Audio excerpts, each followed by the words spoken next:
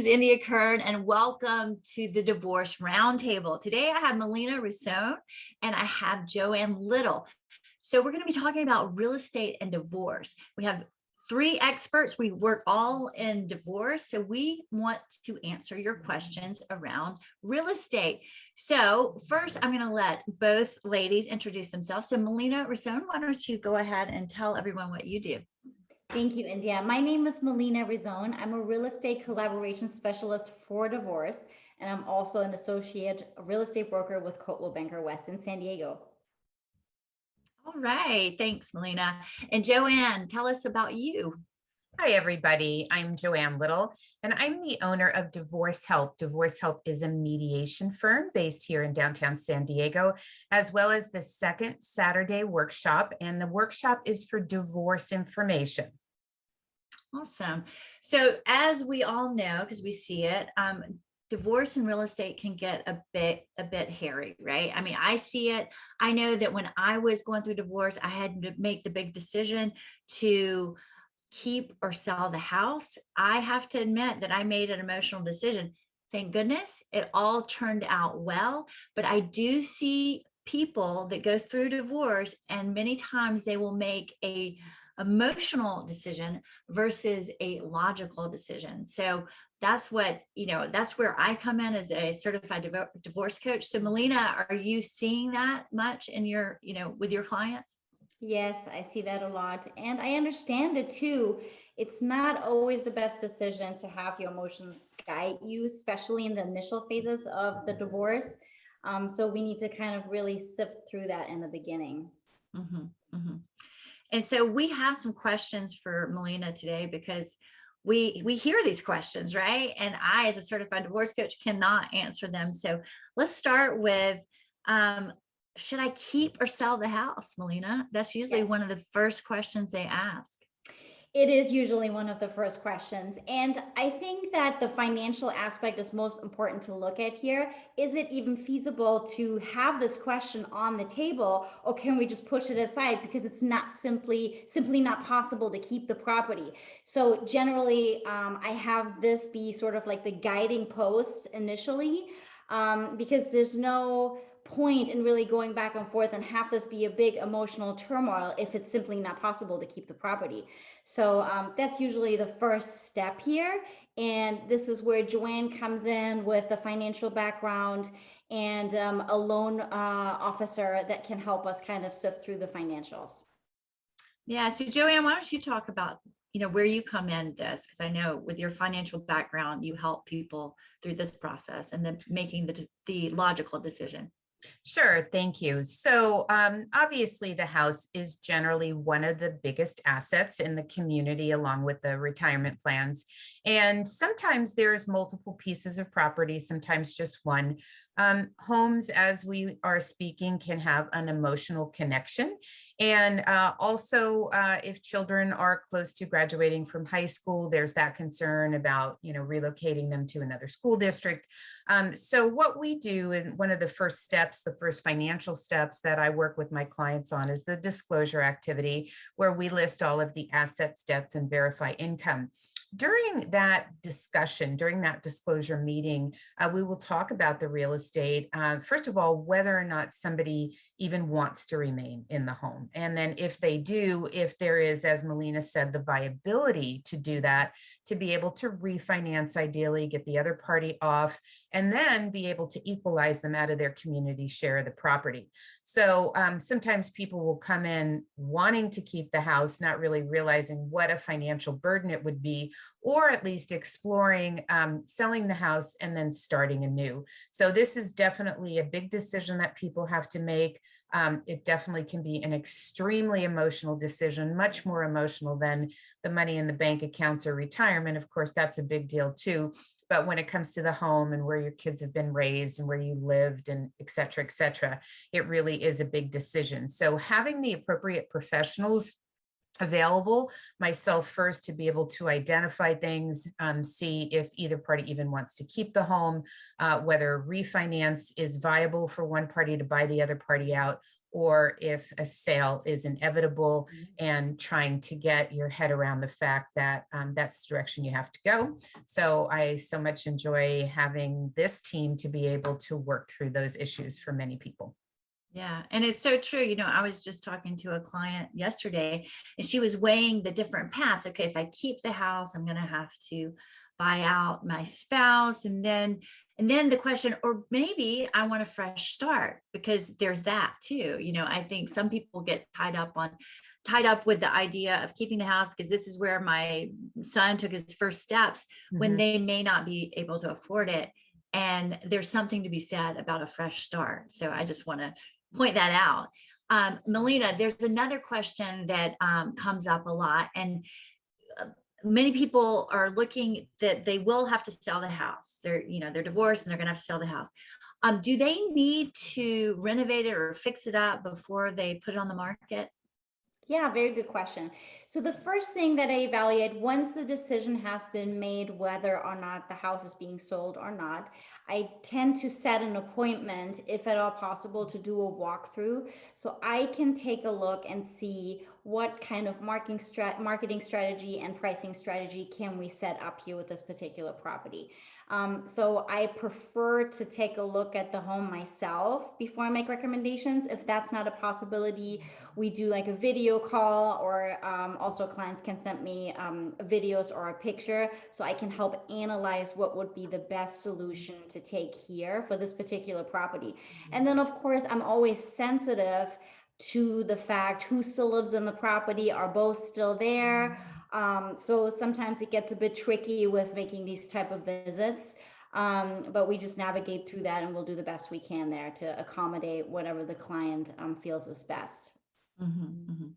So another huge question, and we kind of touched on it, is can I buy out my spouse?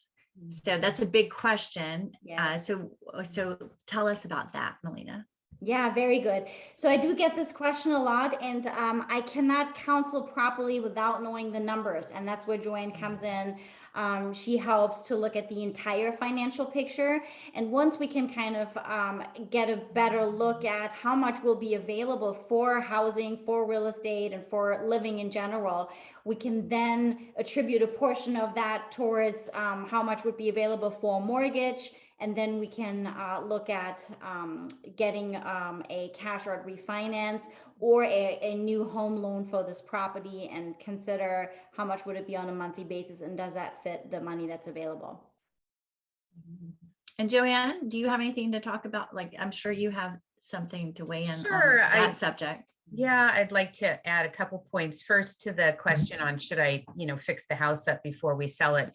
So what happens a lot is in mediation, the couples will decide, okay, we're going to sell the home. And I'll say to them, okay, so to keep you out of the woods, right, let's talk about, are you going to jointly choose a real estate agent? How are you going to, when are you going to put the property on the market? Just kind of go through a few things with them. And then obviously what comes up is, should we fix it up? And I'll always tell them to defer to the professional for that, because it may not be worth it to spend a lot of money to paint the walls white or get new carpet in when somebody may just come in and tear it out. Obviously, here in Southern California, the real estate market has been very strong. So sometimes it may not be worth it to do that. But again, that's more Melina's area of expertise. So I will defer to her before the couple starts quarreling over, no, I want to spend the money. No, I don't want to spend the money. Let's just decide that we're going to go with the professional and their advice. Okay. As far as the buyout goes, that's tricky because we want to kind of identify that early on. We want to look at, are there multiple pieces of real estate, just one? And what are the other assets? And what are the other like assets, right? Because an asset of a retirement plan of tax deferred compensation is not equal to the money in a home or money in a bank account. So we want to have some conversations about that and see if it's viable to do that. And if it is, it does seem viable and both parties are willing. So if it's a community asset, both parties have to be willing to do it. then we will look and have them go to a refi specialist and see what all the particulars are, how much income they have to show for how long, what the payment's going to be, all that good stuff.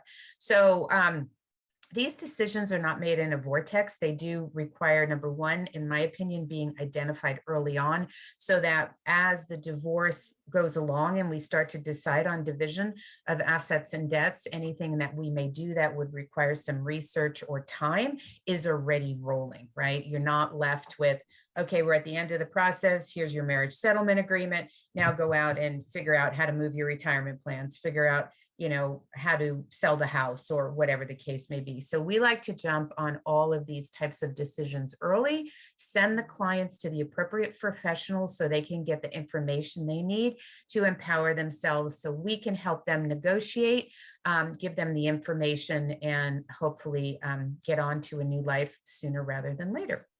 Mhm.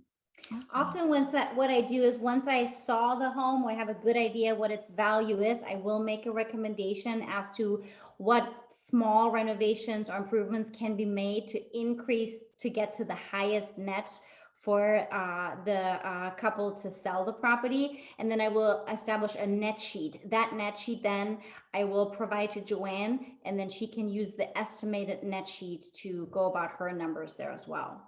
Mhm. Yeah, it's a great resource. We have some clients in common right now, and it's challenging because the house needs quite a bit of work, and the health of the occupants is not very good. But we're going to have to kind of weed through that, and I really appreciate having that expertise there to help them get through this. Well, thank you everyone for attending today. Listen, there is a great resource, and if you don't know about it, it's called Second Saturday. And Joanne is the owner of it, and it's every second Saturday of the month. So Joanne, tell everyone about Second Saturday. Great. Well, Second Saturday is a wonderful resource for those who are seeking information on the divorce process in the state of California. Most of our participants are contemplating divorce, so they're looking for information. They're confused by the bevy of information out there on the website, which ultimately leads back to an attorney's office, right? Or well-meaning family and friends and their experiences, and do this and do that. So in Second Saturday, we have 2 hours. Sometimes we even go over the 2 hours, and we have a whole host of professionals, two of which, we were featured today, in Kern, who is a divorce recovery coach. So she helps people post-divorce, as well as going through the process, as well as in the contemplation stages. You don't want to come to the negotiation table with your emotions. You really want to get a good check on those emotions. You want to make this as much of a business deal as possible. Too much emotion can cloud your judgment. It can produce conflict. So her services are very, very valuable. We are not robots. We're not one-dimensional beings. And whether you want the divorce or not, you are going to be challenged with your emotions. So we have a family law attorney who talks about the divorce, what you have to do to get divorced, the different ways you can get divorced, the pros and cons of certain ways, certain black holes, if you will, gray areas in California law, like spousal support and commingled property. We have an excellent parenting specialist who's worked for the Superior Court for years, who's helped literally thousands of people put together their parenting plans. And so very beneficial for those people who have minor children. We also have a post-divorce planning team, Melina Rissone, who will help with the real estate decisions around the real estate, marketing the home. And it's just a wonderful, wonderful forum. People can ask their own questions. We do our best to answer them. Obviously, some questions are a little bit more detailed than others and require more information, but for the most part, you're getting 2 hours of great information that would cost you upward of $1,000 for a $20 donation. So every second Saturday of the month, we go dark in December. Other than that, we're here. www.secondsaturdaysandiego.org for more information on the agenda, the times, how to register. So it's a great resource. I would really advise everybody to take advantage of it. You'll feel so much better after you do. It's so true. Because we don't know what we don't know. And unless you're in the divorce space as a divorce professional, you don't know all the the details of how to go through this transition. So I highly recommend, if you're contemplating facing it or just can't seem to get through it, come to Second Saturday. You will not regret it. It's a great resource.